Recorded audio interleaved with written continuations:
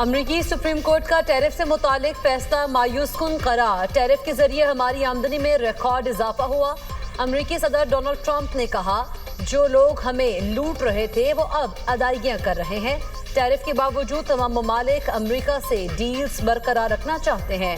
پچھلے سال میں نے کانگریس سے کہا ٹیکس کٹوتی کریں۔ ٹیکس میں کٹوتی کو ریپبلکنز نے ممکن بنایا۔ ٹیکس کٹوتی پر ہر ڈیموکریٹک نے مخالفت میں ووٹ دیا۔ ٹیرف آج کے دور کے انکم ٹیکس کی جگہ لے گا جو بائیڈن انتظامیہ اور اتحادیوں نے ہمیں ملکی تاریخ کی بدترین مہنگائی دی۔ پیٹرول بائیڈن دور میں کچھ ریاستوں میں فی گیلن $6 سے زیادہ کی بلند ترین سطح پر تھا۔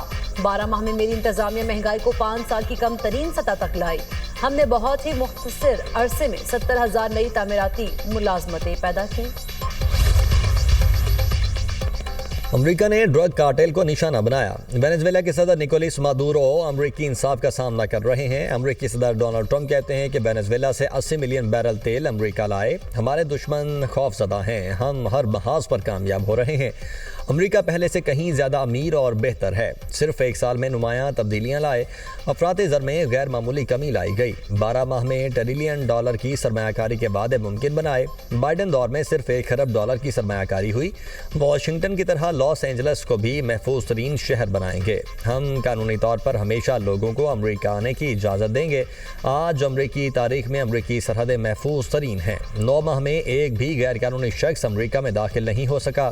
امریکی رکن کانگریس کا صدر ٹرمپ کی تقریر کے دوران احتجاج۔ ایل گرین، راشدہ طلیب اور الہان عمر نے نعرے لگائے۔ ایل گرین کو عمارت سے باہر نکال دیا گیا۔ امریکی صدر نے احتجاج کرنے والوں کو پاگل قرار دے دیا۔ ٹرمپ کے خطاب پر ڈیموکریٹس اور ریپبلکنز آمنے سامنے۔ سینیٹر چک شومر کی تنقید، کہا صدر ٹرمپ کا خطاب مغرورانہ خیالات اور فریب پر مبنی تھا۔ ڈیموکریٹک رکن کانگریس میلانیا اسٹیزن بری نے کہا ٹرمپ کا خطاب جھوٹ کا پلندہ اور تفرقہ ڈالنے والا تھا۔ ریپبلکن رکن Congress Monica De La Cruz نے کہا کہ ٹرمپ کا خطاب پرجوش تھا۔ سرحدی سیکیورٹی اور مہنگائی میں کمی ہماری نمایاں کامیابیاں ہیں۔ ایران پر پہلا انتخاب سفارتکاری ہے۔ ترجمان وائٹ ہاؤس کیرولائن لیوٹ کی پریس کانفرنس۔ کہا صدر ٹرمپ طاقت بھی استعمال کر سکتے ہیں، انہیں ایران کے معاملے میں حتمی فیصلے کا اختیار ہے۔ ایران امریکہ کے ساتھ کسی معاہدے پر پہنچنے کے لیے پرعزم ہے۔ ایران کے نائب وزیر خارجہ مجید تخت روانشی کہتے ہیں مذاکرات کی کامیابی کے لیے جو ضروری ہوا وہ کرنے کو تیار ہیں۔ ممکنہ امریکی حملے کے سوال پر بولے میری نظر میں یہ ایک جوا ہوگا، امید کرتے ہیں ایسا نہ ہو، اگر ایسا ہوا تو جارحیت کا جواب دیا جائے گا۔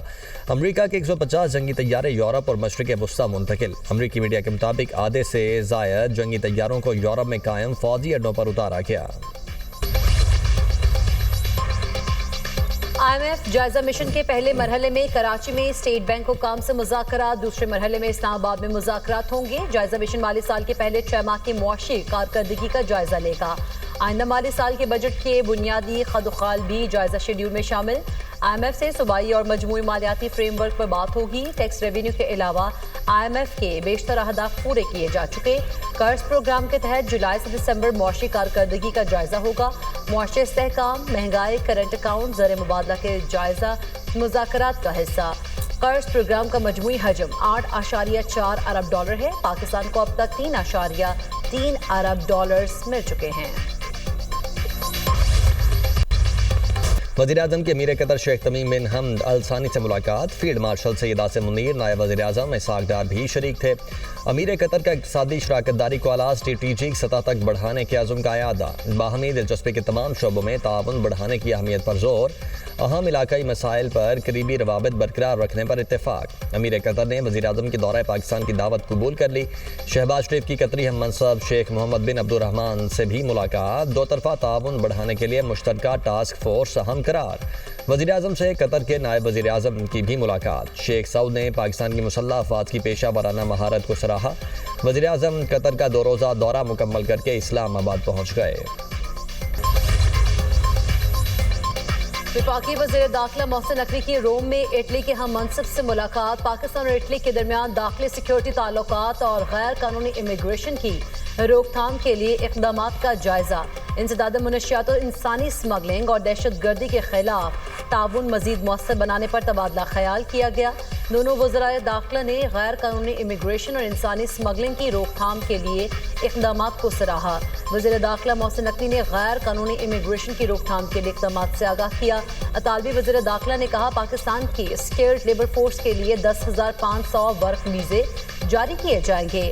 پاکستانی ڈپلومیٹک پاسپورٹ رکھنے والوں کو اٹلی کے ویزا سے استثناء ہوگا۔ وزیر داخلہ محسن نقوی نے کہا ایئرپورٹس اور سمندری سرحدوں پر کڑی نگرانی سے غیر قانونی امیگریشن میں نمایاں کمی ہوئی۔ داجل پولیس چیک پوسٹ خودکش حملے میں شہید پولیس اہلکاروں کی نمازی جنازہ ادا۔ پولیس کے چاقو چوبند دستے نے شہداء کو سلامی پیش کی۔ صدر مملکت وزیر اعلیٰ پنجاب وفاقی وزیر داخلہ کی دہشت گردوں کے حملے کی مذمت۔ پولیس اہلکاروں کی شہادت پر گہرے رنج و غم کا اظہار۔ آئی جی پنجاب کی شہداء کے اہل خانہ سے ملاقات، قربانیوں کو خراج عقیدت پیش کیا۔ کہا وطن کے تحفظ کے لیے پولیس کے جوانوں کی قربانیاں ناقابل فراموش ہیں۔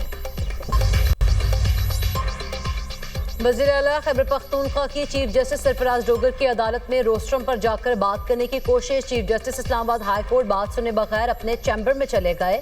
وزیر اعلیٰ سہیل آفریدی نے میڈیا سے گفتگو میں کہا دکھانا چاہتے ہیں تحریک انصاف احتجاجی یا انتشاری سیاست نہیں کرتی۔ بانی کا شوکت خانم اسپتال کی ڈاکٹر سے طبی معائنہ کی درخواست جمع کرائی لیکن درخواست ہی نہیں لگی۔ سلمان اکرم راجہ نے کہا بانی پی ٹی آئی تک ان کے معالجین اور فیملی کی رسائی کی کوششیں کر رہے ہیں۔ طبی معائنے کے لیے درخواست دائر کی لیکن سماعت نہیں ہو سکی۔ اسلام آباد ہائی کورٹ کے بعد سپریم کورٹ بھی جائیں گے۔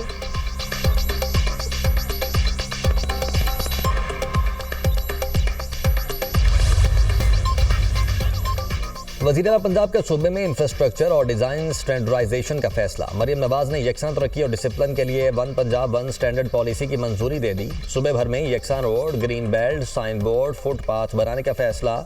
سٹینڈرڈائزیشن اور اربن ڈیزائن سے متعلق خود مختار اتھارٹی بنانے پر غور۔ وزیر اعلیٰ مریم نواز شریف نے سٹینڈرڈائزڈ ڈیزائن مینول تیار کرنے کا حکم دے دیا۔ کہا پنجاب اب ایک رنگ اور ایک معیار سے پہچانا جائے گا۔ ڈسپلن ہی ترقی کا اصل حسن ہے۔ لاہور سے راجن پور تک ہر گلی سگڑ، ہر شہرہ دیدہ زیب اور ہر ادارہ نظم و ضبط کا شکار ہوگا۔